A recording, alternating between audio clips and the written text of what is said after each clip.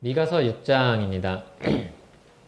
우리가 미가서를 보면은 하나님이 심판하시고 그리고 소망의 말씀을 주시고 또 다시 심판하실 것을 말씀하신 다음에 또 소망의 말씀을 주신다 했습니다. 그래서 이게 번갈아서 나타난다고 이야기를 했습니다. 6장을 보면 하나님의 고소하시는 말씀이 쭉 나오고 그 다음에 그래서 너네가 이것 때문에 언약은 이제 파기되었다 이렇게 말씀을 하시는 부분이 나옵니다. 6장 전반부를 보면 하나님께서 들으라 이렇게 말씀을 하시고 그리고 여호와께서 물으십니다. 여호와께서 물으시고 여호와께서 그럼 이 백성들에게 행하신 일이 무엇인가 이렇게 이야기합니다.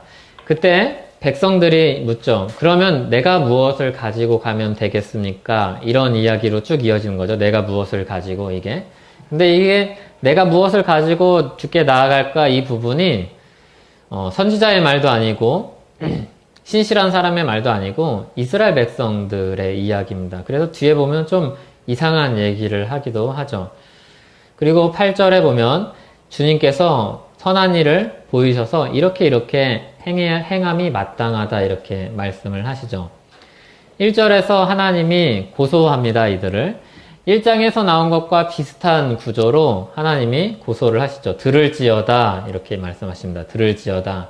그리고 2절에 보면 산들과 땅의 견고한 지대들아 이렇게 부르시죠. 얘네들도 같이 와서 들어라 이렇게 이야기하는데 얘네들은 증인으로 등장을 하는 겁니다. 하나님이시기 때문에 증인, 심판, 재판의 증인으로 산들, 바다들 이런 애들을 부르는 거죠. 우리는 이제 이렇게 이런 애들이라고 부를 수가 없지만 주님은 걔네들을 다 이렇게 증인으로 부르시는 겁니다. 여호와께서 이야기를 하십니다. 내가 무엇을 내게 이스라엘에게 주님의 백성들에게 행하였는가 그러면서 이 행한 일들을 기억하라 말씀하시고 4절 5절에 백성들이 이야기합니다. 그 말을 듣고 그럼 무엇을 가지고 저희가 가면 되겠습니까? 정의와 사랑을 행하는 이런 삶을 살아야 된다 이렇게 대답을 하시죠. 그래서 이 부분을 좀 중점적으로 보도록 하겠습니다. 기억해야 될 것과 행해야 될 것이 무엇인가 이 부분을 좀 중점적으로 보도록 하겠습니다. 그럼 주님이 무엇을 기억하라고 하시냐면 4절 5절인데 다시 한번 읽어보죠. 내가 너를 애굽 땅에서 인도해내어 종노릇 하는 집에서 속량하였고 모세와 아론과 미리암을 내 앞에 보내느니라. 내 백성아 너는 모압 왕 발락이 꾀한 것과 부올의 아들 발람이 그에게 대답한 것을 기억하며 시딤에서부터 길갈까지의 일을 기억하라. 그리하면 나 여호와가 공의롭게 행한 일을 알리라 하실 것이니라. 하나님이 말씀하십니다. 늘 구원의 대명사인데 애굽에서 건져내신 일을 이야기하시죠. 이걸 기억하라. 하나님이 이스라엘 백성들이 지금 맘대로 살고 있는데 너희들을 처음에 불러낸 그때 내가 행한 일이 무엇인가 이것을 기억하라고 말씀합니다. 종노릇하는 집에서 속량하였다. 노예로 살던 데서 구원해내었다. 이 이야기를 하시죠. 이것을 위해서 미리 지도자들을 보냈죠. 모세와 아론과 미리암을 보냈습니다. 그리고 5절에 보면 모압 왕 발락이 꾀한 것과 부올의 아들 발람이 대답한 것을 기억하며 이렇게 이야기하는데 이거는 그 민수기 22장에서 24장에 나오는 내용을 이야기하는 거죠. 모압 쪽으로 모압 평지로 이렇게 이스라엘 백성들이 가나안 땅에 들어가기 위해서 돌아서 갔을 때 모압 왕 발락이 이 이스라엘 백성들을 보고 굉장히 두려워하고 부담스러워합니다. 그러면서 이 발람이라는 사람을 고용을 해서 이스라엘 백성들을 저주하라 이렇게 하셨죠. 하셨죠가 아니라 했죠. 근데 이때 하나님이 이 발람을 저주를 하는 역할에서 축복을 하는 역할로 바꾸어서 사용을 하십니다. 그래서 발람이 처음에는 하나님의 선지자가 아니라 거짓 선지자요. 하나님이 부르신 선지자가 아니라 고용된 선지자였는데 실제로 하는 역할은 하나님이 부르신 선지자요. 하나님이 자기 백성을 축복하는 선지자로 사용을 하십니다. 이것을 기억하라 이렇게 이야기합니다. 발락은 발람을 고용을 해서 저주를 하려고 했는데 하나님이 그 저주조차도 바꿔서 축복으로 바꾸셨던 이 일을 기억하라고 합니다. 그리고 시딤에서부터 길갈까지를 기억하라 이렇게 이야기하는데 시딤에서부터 길갈까지의 일은 여호수아 시대를 떠올리면 됩니다. 여호수아 3장 1절에 보면 시딤에서 떠났다 이런 말이 나옵니다. 그리고 여호수아 4장 20절에 가보면 길갈에 요단에서 가져온 12돌을 세웁니다. 요단을 건널 때 거기도 12돌을 세우고 12돌을 거기서 취해서 가져온 다음에 길갈, 가나안 땅에 들어가기 위한 전초기지에서 하나님이 보내신 그 길갈에서 12돌을 기념으로 세웁니다. 그러니까 시딤에서부터 길갈까지의 사이에는 요단을 건넜던 하나님의 역사가 들어있는 거죠. 시딤에서 길갈까지의 일을 기억하는 사람은 홍해에서 애굽에서 가나안으로 간 사이의 일을 기억하는 사람과 똑같은 겁니다. 하나님이 기적적인 일을 통해서 홍해를 건너게 하신 것처럼 요단을 건너게 하셨고, 하나님께서 광야를 지나서 모압에서 있었던 여러 가지 괴계들과 어려움이 있었지만 그것들을 넘기고 가나안 땅으로 들어가게 하신 것처럼 가나안 땅 안에 들어갔을 때 하나님께서 여호수아를 세워서 그 땅을 정복하게 하신 이 일들, 이것들을 기억하라고 이야기합니다. 그런데 이것들을 기억하라 한 다음에 마지막에 이렇게 얘기를 하시죠. 나 여호와가 공의롭게 행한 일을 알리라, 이렇게 이야기하죠. 지금 우리가 가지고 있는 정서에 하나님이 행하신 이 구원 역사와 가나안 땅에 들어가시게 한 게 무슨 공의로운 일인가 좀 싶은 생각이 듭니다. 이것은 하나님께서 이스라엘 백성들과 언약을 맺으시는데, 언약을 맺으실 때에는 쌍방 간의 의무가 있습니다.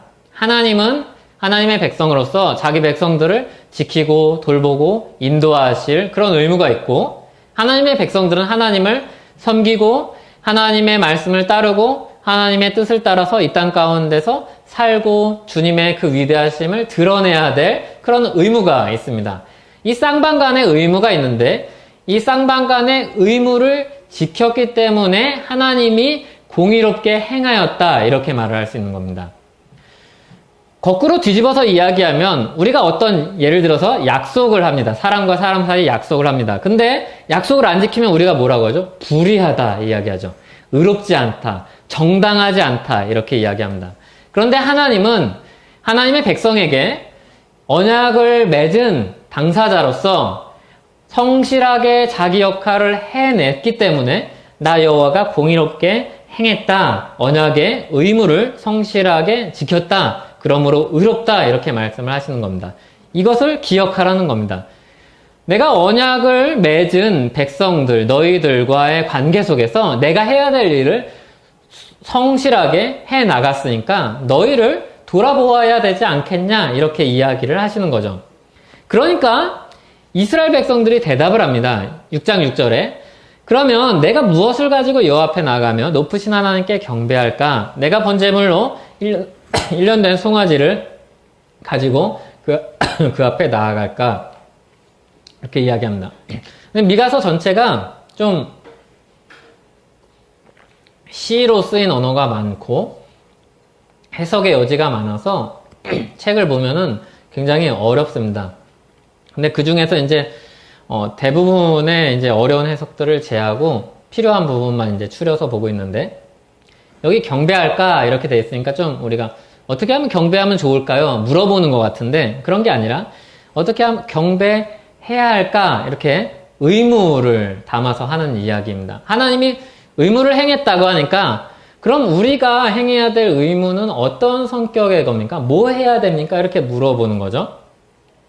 의무를 해석을 우리가 해야 되는데 이스라엘이 근데 문제는 뭐죠? 앞에서 우리가 본 것처럼 이스라엘은 하나님 앞에서 어떻게 행하는 게 선한 것인지 모르는 상태입니다. 그래서 겉으로는 진짜 하나님께 최선을 다해서 나아갈 거예요 라고 말을 하고 있지만 사실상 자기가 하나님 앞에 무엇을 최고의 헌신으로 가지고 나가야 될지 모르는 상태입니다. 하나님이 원하시는 걸 모르는 거죠. 겉으로는 이렇게 이야기를 하죠. 여호와 앞에 나가면서 어떻게 나갈까? 어떻게 경배할까? 무슨 번제물을 가지고 나갈까? 근데 번제물은 그 당시 굉장히 값비싼 제물입니다. 지금도 그렇지만 여기 1년 된 송아지잖아요. 송아지 고기가 비싸요, 싸요? 네, 비싸죠. 예, 송아지 고기 비싸죠. 어린 양고기도 비싸죠. 램도 비싸죠.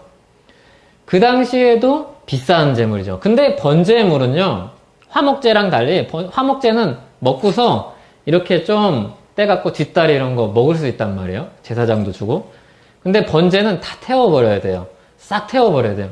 그러니까 그냥 만약에 이제 내면은 끝인 거예요. 송아지 내면은 끝인 거예요. 그러니까 이 사람들이 이야기하는 어떻게 나아갈 될까 이렇게 이야기하면서 1년 된 송아지 갖고 갈까요? 이렇게 이야기하는 건 하나님 이 정도면 될까요? 하나님 이거 내가 가진 거 전부인데 이거 저 집으로 가져갈 수도 없는 송아지 가지고 왔거든요. 이 정도면 될까요? 이 정도면 의무 행했다고 할까? 이런 좀 말이죠. 그리고 7절에는 이렇게 묻습니다. 천천의 수량이나 만만의 강물 같은 기름을 기뻐하실까? 솔로몬 때를 좀 이야기하는 것 같은 느낌이 들죠. 그때 솔로몬 때 솔로몬이 이렇게 멋지게 제사했잖아요.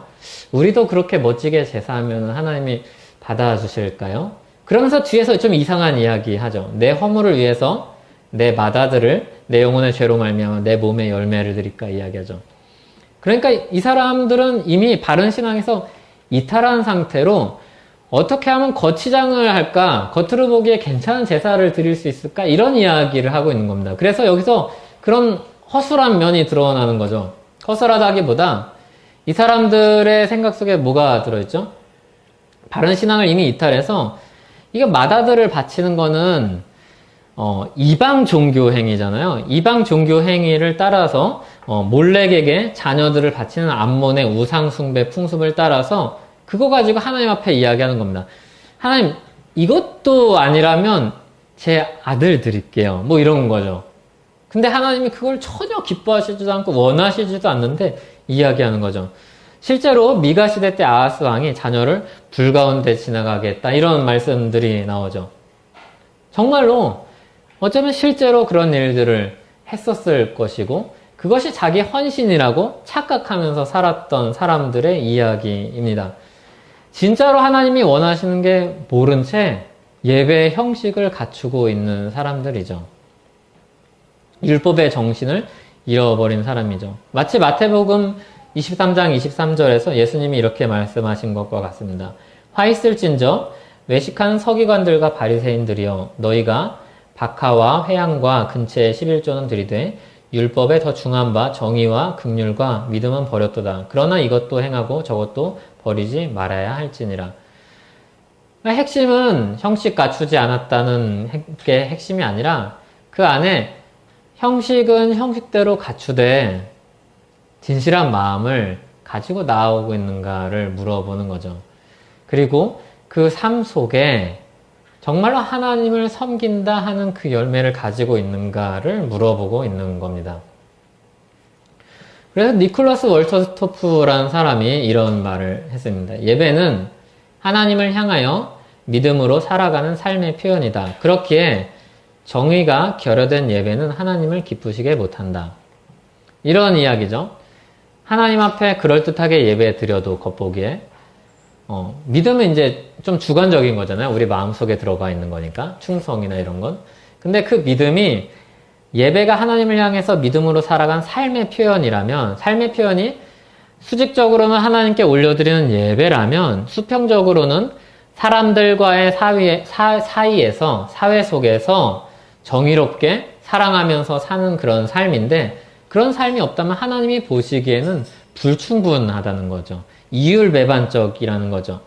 그래서 정의가 여기 보면은 그냥 심판한다, 어떤 잘못에 대해서 판단하고 형벌을 내린다 이런 행위뿐만이 아니라 하나님의 백성으로서의 언약의 의무를 행하는 것이기 때문에 연약한 사람들, 스스로 자립할 수 없는 사람들, 피해를 받은 사람들, 가난한 사람들, 힘없는 사람들, 상처 입은 사람들, 그리고 영향력이 없는 사람들, 이런 사람들을 돕고 이런 사람들을 위해서 사는 삶까지 포함하는 내용이 성경이 이야기하는 정의입니다.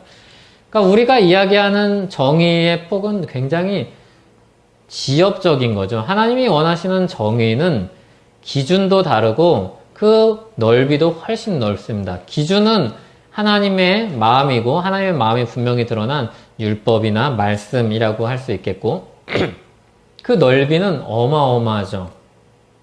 하나님의 백성으로서 언약의 의무를 시행하는 것이 정의로운 겁니다.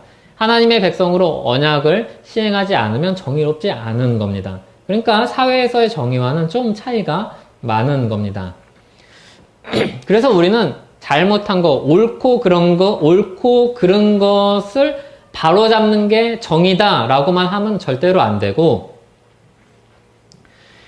하나님 안에서 사는 사람들이 행복하게 살 수 있다면 이런 것들을 누릴 수 있겠다 싶은 것들까지도 제공해주고 그런 것들을 줄 수 있게 하는 것이 정의입니다. 이게 하나님의 백성으로 해야 될 언약의 의무입니다.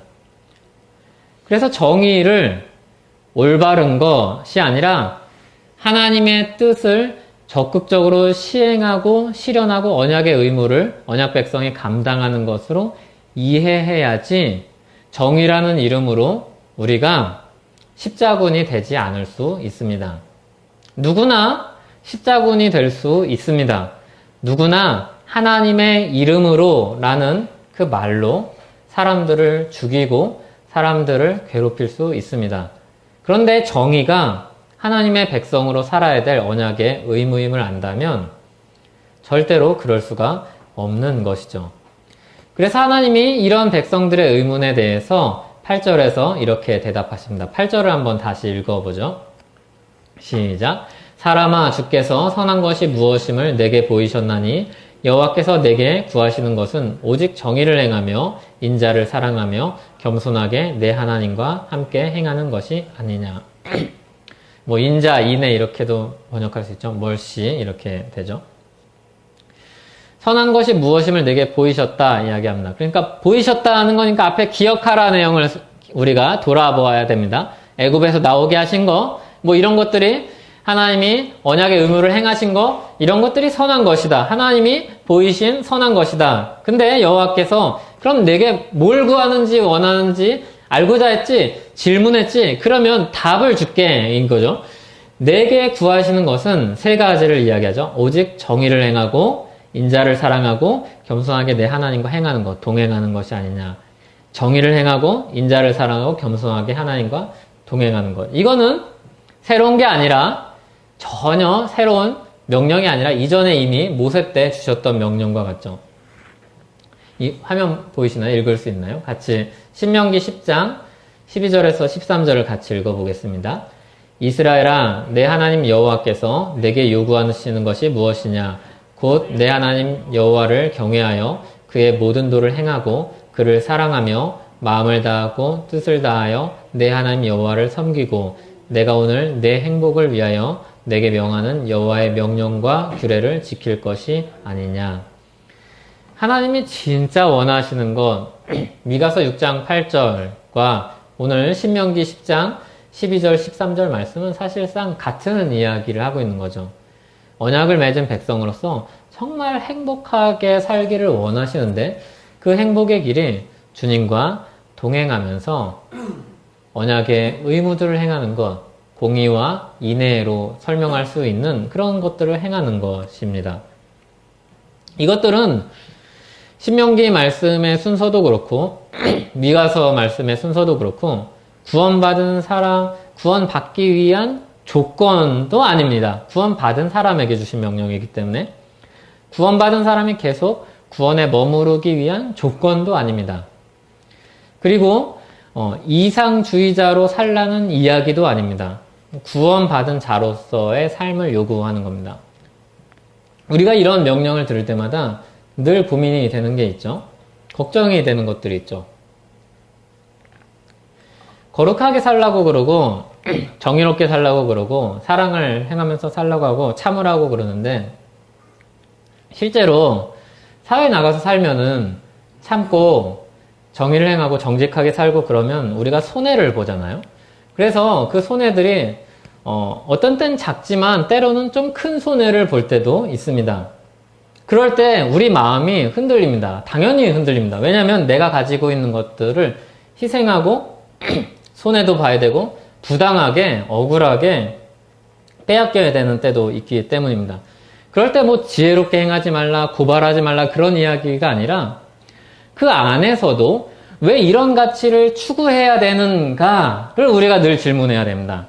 그래야지 이게 뒤집히지 않습니다. 어떤 조건을 삼거나 아니면 그것으로 인해서 내가 얻을 것을 생각하면서 내가 행해야 될 일을 생각하면 우리는 늘 불행하게 살 수밖에 없습니다.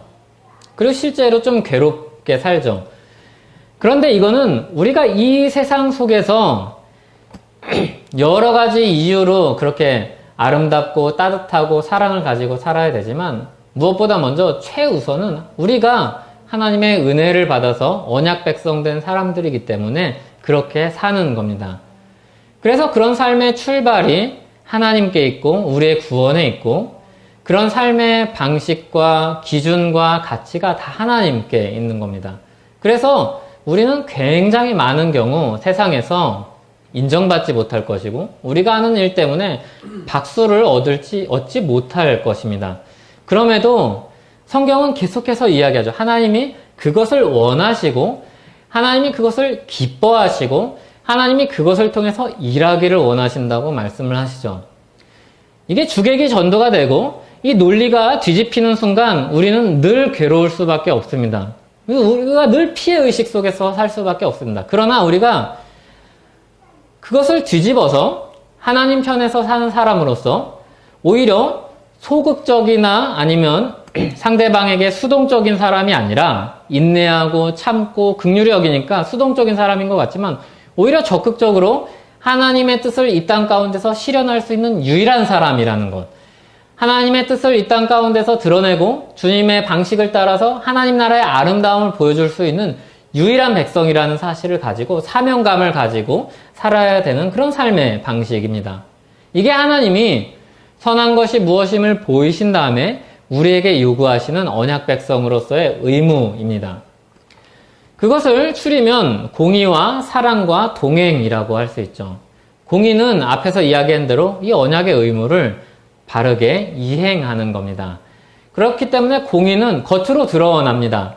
내가 정직하게 행했는지 올바른 저울을 가지고 있는지 내가 다른 사람들한테 부당하게 손해를 끼치지 않는지 이런 것들이 드러나죠. 그리고 사랑은 그보다 인애는 좀 더 우리 마음 안에 들어 있습니다. 우리 마음 안에 들어 있어서 잘 드러나지 않습니다.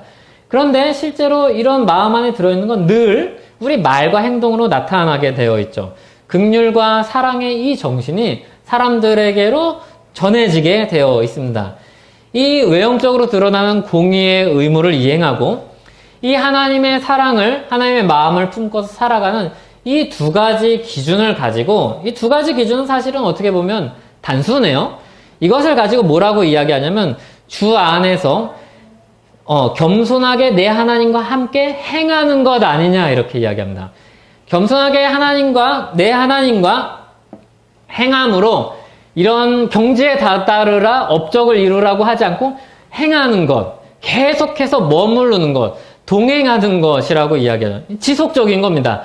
하나님과 함께 공의와 사랑을 따라서 살아가는 그런 삶을 살라는 겁니다. 한 번 말고 두 번 말고 세 번 말고 계속해서 그렇게 살라는 겁니다. 그게 천국 백성으로서의 삶이죠. 진짜로 지금도 하나님이 살아서 역사하신다고 믿는 사람들의 삶이죠. 남은 자의 존재 목적, 주님의 백성의 존재 목적이 이것입니다. 우리가 이 땅 가운데서 주님의 뜻을 따라서 살아서 주님의 나라가 얼마나 아름다운지를 보여주는 거죠. 이런 사람들이 만약에 이렇게 진짜로 주님과 동행하면서 공의와 사랑을 행해야지 어떻게 할까? 이 고민과 계속해서 적극적으로 사는 사람들이 한 사람이 있고 두 사람이 있고 10사람이 있다면 교회 안에 그리고 이 사회 안에 그런 사람들이 10사람이 있다면 20사람이 있다면 그런 사람들이 정치를 한다면 세상이 달라지겠죠. 물론 주님이 오시기 전까지 이 땅은 늘 아플 것입니다. 그런데 그 사이사이에 천국을 맛보게 해줄 수 있는 하나님 나라를 맛보게 해줄 수 있는 사람이 우리 외에는 없는 것이죠. 주님 나라의 가치를 쫓아서 사는 사람이 교회 외에, 성도 외에 없기 때문입니다. 이런 사람들을 통해서 하나님은 이 땅 가운데 주님의 나라의 그 따뜻함과 정의로움을 드러내길 원하십니다. 그런데 이스라엘과 이 유다가 그런 신앙의 본질을 잃어버리고 어떻게 하면 제사를 더 예쁘게 드릴까? 제사를 어떻게 더 호화롭게 드릴까? 어떻게 하면 더 거하게 드릴까? 이런 고민을 하고 있는 거죠. 가나안 땅에 들어간 다음에 가나안 사람들에게 보여줘야 될 삶, 주변 사람들에게 보여줘야 될 삶은 그런 것이었는데 하나님의 나라가 얼마나 아름다운지, 하나님 나라의 복음이 얼마나 좋은 것인지, 그 안에는 이렇게 악한 원수도 용서해주는 나라임을, 그런 걸 보여줘야 됐는데 그런 것들을 잃어버리고 언약의 의무를 그냥 어떻게 제사를 형식적으로 드리는 것, 어떻게 율법을 형식적으로 지키는 것으로 바꾸어 버린 거죠. 그래서 마음 잃어버리고 껍데기만 남았는데 껍데기조차도 변질이 되어버린 겁니다. 본래 모습과 취지에서 많이 멀어진 것이죠. 하나님께서 원하시는 것은 하나님과의 그 바른 관계 속에서 이 땅 가운데서 계속 동행하면서 사는 겁니다. 공의와 사랑이 사라진 세상 속에서 하나님과 동행하면서 계속해서 걸어가는 겁니다. 그리고 그 사람을 보면서 어떤 사람은 그냥 자기 욕심을 따라서 써먹겠죠. 어떤 사람은 피해를 입히겠죠. 그리고 어떤 사람은 잃어버린 주님의 백성은 돌아올 것입니다. 그게 주님의 백성의 사명입니다.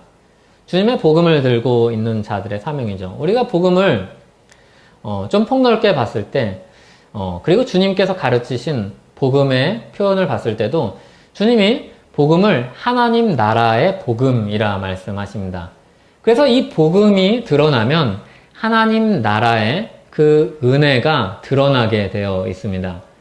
정말로 복음을 가지고 사는 사람이라면 그 안에 하나님 나라가 무엇인지를 그 일면을 다른 사람들에게 보여주게 되어 있습니다.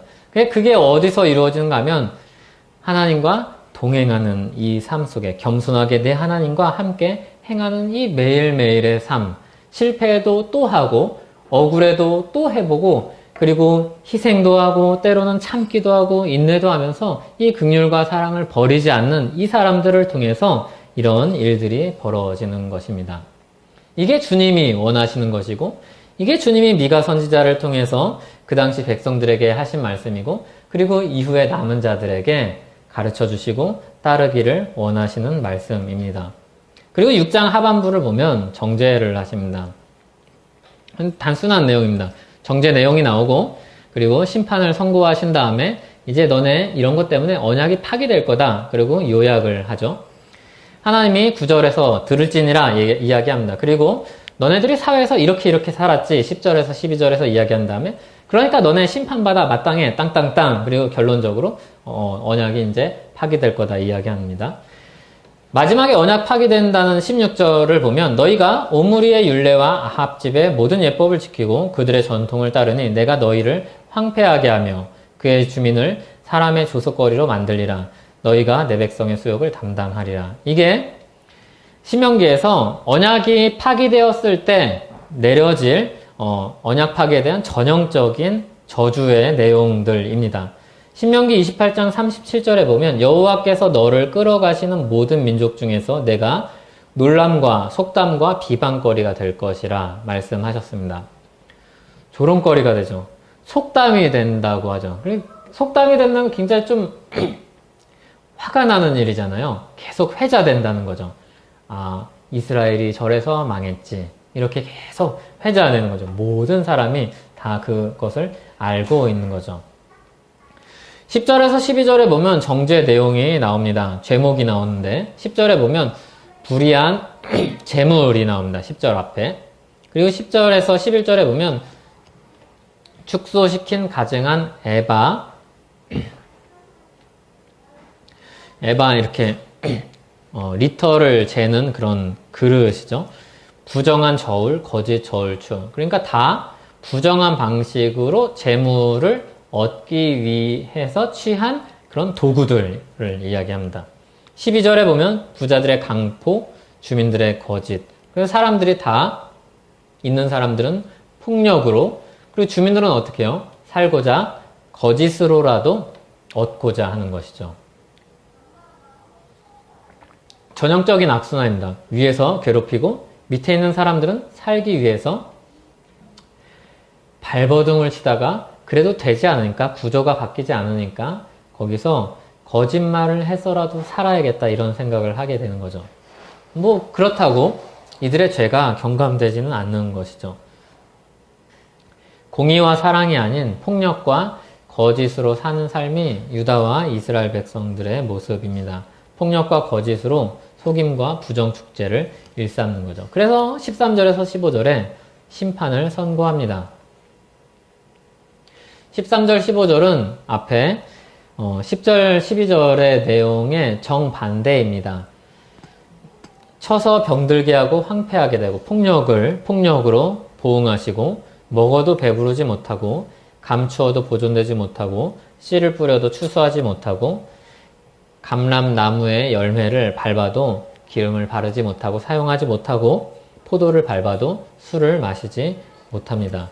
그래서 폭력을 행한 유다에게 하나님이 폭력을 가하시고 거짓으로 속인 유다에게 원래 노력의 대가를 얻어야 되잖아요. 나무를 키우고 뭐 그랬으니까 포도나무, 감람열매 이런 것들. 근데 먹으면 배가 불러야 되잖아요.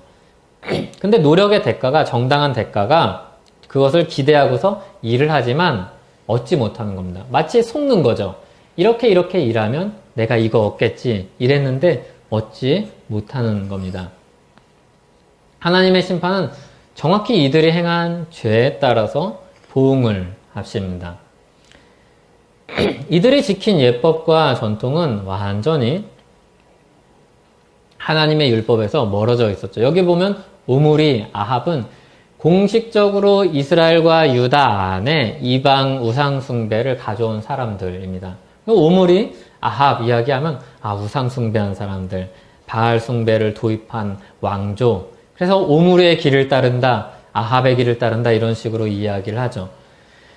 주님의 율법을 떠나서 우상 숭배, 이방 나라, 하나님을 떠난 원수들의 율법을 가져와서 쓰는 사람들을 하나님이 지적하십니다. 그리고 그들에게 언약이 파기되었으니 너희들에게 이러이러한 저주가 있을 것이다 말씀하십니다. 그런데 실제로 시간이 지나 보면은 이러한 수치를 다 누가 떠안으시는가 우리는 보게 되죠. 이사야 선지자가 미가 선지자랑 동시대 사람이라고 했는데 이사야 57장 17절에서 18절에 보면 이런 말씀이 나옵니다. 그의 탐심에 죄악으로 말미암아 내가 노하여 그를 쳤으며 또 내 얼굴을 가리고 노하였으나 그가 아직도 패역하여 자기 마음의 길로 걸어가도다. 내가 그의 길을 보았은즉 그를 고쳐줄 것이라. 그를 인도하며 그와 그를 슬퍼하는 자들에게 위로를 다시 얻게 하리라 말씀합니다. 이게 앞에 17절에 있는 내용이 탐심의 죄악으로 노했다, 얼굴을 가린다 이런 것들이 이 앞에 나온 미가 선지자 때 6장 10절에서부터 15절에 나오는 심판 선고의 내용과 거의 똑같죠. 그리고 동시대이죠.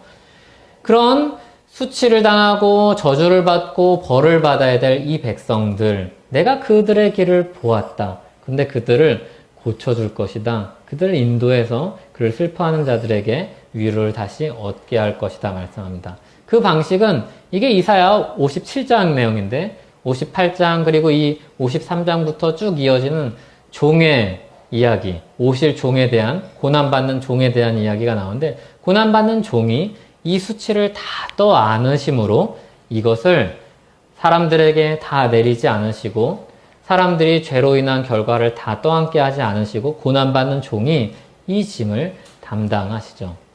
그래서 그 고난받는 종으로 인해서 우리는 더 이상 정죄를 받지 않게 됩니다.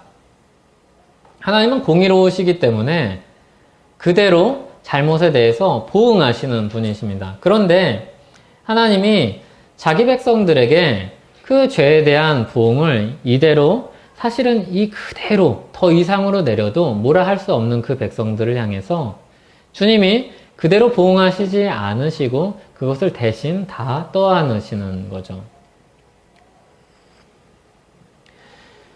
마치 십계명에 보면 보응하시는 내용을 보면 나쁜 거는 3, 4대까지 이르게 하거니와 이렇게 이야기하지만 좋은 것은 영원히 계속해서 대대로 천대만대 이렇게 말씀하시는 것과 비슷한 거죠. 하나님의 마음이 바로 그렇기 때문이죠. 잘못했니? 그럼 잘못하면 벌 받아야지. 근데 이것을 정말로 해결할 수 없는 그들의 길을 보시며 하나님이 대신 그 수욕과 그 죄악의 형벌을 다 대신 받으시는 겁니다. 그것이 바로 우리가 잘 알고 있는 것처럼 예수 그리스도께서 걸어가신 길이요, 고난의 길이요, 십자가입니다. 그 십자가로 인해서 우리는 더 이상 정죄받지 않고 주님의 남은 자들, 남은 백성들은 주 안에서 주님의 백성으로 풍성한 은혜를 누리며 살 수 있게 되는 것이죠. 그런 것을 아주 깊숙이 깨달은 사람들은 이런 고백을 합니다. 우리가 이제 그리스도 안에서 사니까, 내가 그리스도 안에서 사니까 살고 죽는 게 중요하지 않더라. 내가 그리스도 안에서 사는 삶이 무엇인지 중요하더라. 내가 공의를 행하고 사랑을 행하며 인자를 사랑하며 하나님과 동행하는 이 삶이 너무나도 좋더라. 이것이 내 삶의 목적이고 이게 내 언약 백성으로서의 의무이고 이것을 따라서 나는 살 것이다. 죽더라도 이것을 버리지 않을 것이다. 이렇게 고백을 하는 것입니다. 이런 백성들로 구성된 이 나라의 아름다움을 본다면 누가 이 나라를 마다할까요? 누가 이 나라를 원하지 않을까요? 누구나 이 나라를 원하고 아름답고 이것을 사모하게 될 것입니다. 이것을 보이는 사람들이 누구인가 하면 바로 우리입니다. 우리. 미가서 6장은 이것을 이야기합니다. 내게 선한 것이 무엇인지 보여주었지.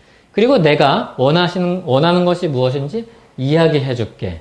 그 내용을 보면 구원받은 백성으로서 하나님의 뜻에 따라서 이 땅에서 하나님과 동행하면서 계속해서 사는 그 삶을 이야기하고 있습니다.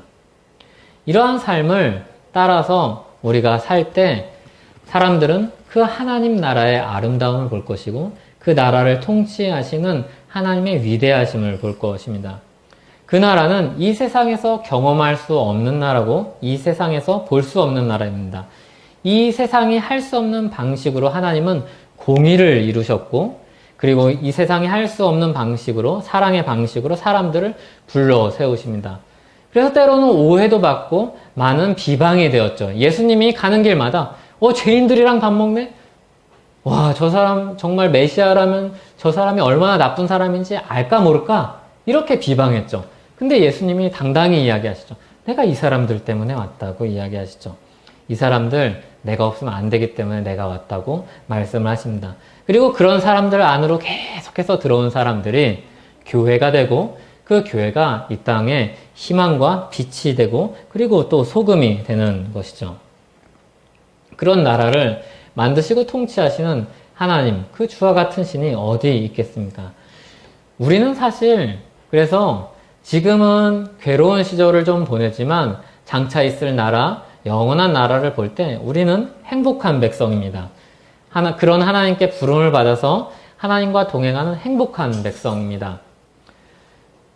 그래서 힘들 때마다 우리가 이런 말씀을 늘 상기시키며 우리가 누구인지, 어디로 부르심을 받았는지, 우리가 받은 은혜가 무엇인지 기억해야 할 필요가 있습니다. 우리 감정을, 우리 생각을 다스려야 될 필요가 있는 것이죠. 우리 생각은 세상에서 계속 이야기하는 것을 들으면 나도 모르게 그 논리에 빠져서 스스로를 괴롭게 만듭니다. 그런 논리에 빠지게 되면 우리의 감정이 무너져 내리면, 우리의 감정이 힘들어지면 이것을 걷잡을 수가 없는 것이죠. 그러나 성경은 또 다른 현실을 우리에게 보여줍니다. 눈에 보이지 않는 하나님의 현실을 우리에게 보여주죠. 주님과 같은 신이 우리 안에 이 세상에 없어서 우리가 그 나라의 백성으로 살아가는 자부심을 가지고 살아가야 될 행복한 백성임을 보여주는 것이죠. 하나님이 원하시는 것, 하나님의 뜻을 이 땅 가운데 드러내며 사는 것이죠. 이건 사실 회복된 백성들만 할 수 있는 겁니다. 하나님이 처음에 아담에게 생육하고 번성하고 땅을 정복하라 말씀하셨죠. 근데 타락한 이후 그것이 다 망가져 버렸고 왜곡되었고 하나님의 뜻은 버려졌습니다. 그리고 예수 그리스도 안에서 돌아온 백성들이 이 일을 할 수 있는 거죠. 이 땅을 하나님의 뜻에 따라서 일구어가고 정복하고 다른 사람들에게 하나님이 통치하신 나라가 얼마나 아름다운지 보여줄 수 있는 나라가 주님의 백성들 외에는 없는 것입니다. 그런데 이 사람들이, 이 남은 자들이 사회에 나가면 외롭고 소수인 것 같고 그리고 힘이 없는 사람들인 것 같아서 자포자기할 수 있고 넘어지고 낭망할 수 있습니다. 그때 주님이 말씀을 통해서 우리를 계속해서 다시 일으킵니다. 아니야 너네들 그렇게 하찮은 사람도 아니며 너네들 천국 백성이고 하나님 나라 사명을 가진 아주 중요한 사람임을 계속해서 상기시키는 것이죠. 우리에게 그런 은혜를 부어주시는 겁니다. 하나님과 동행하는 행복한 백성으로 사는 저와 여러분 되기를 바랍니다. 같이 기도하겠습니다. 기도하실 때 이 사회 속에서 살면서 우리가 가지고 있는 여러 가지 억울함과 또 분노 그리고 너무나도 싫은 일들 그런 것들을 가지고 주님 앞에 다 내려놓고 가지고 가는 시간 되었으면 좋겠습니다. 주님, 우리가 이렇게 살아요. 이때마다 너무 힘든데 주님이 아시죠? 그리고 주님을 드러내고 살려고 하는 거 아시죠? 주님께서 도와주세요. 이렇게 같이 우리 삶을 놓고서 기도하도록 하겠습니다.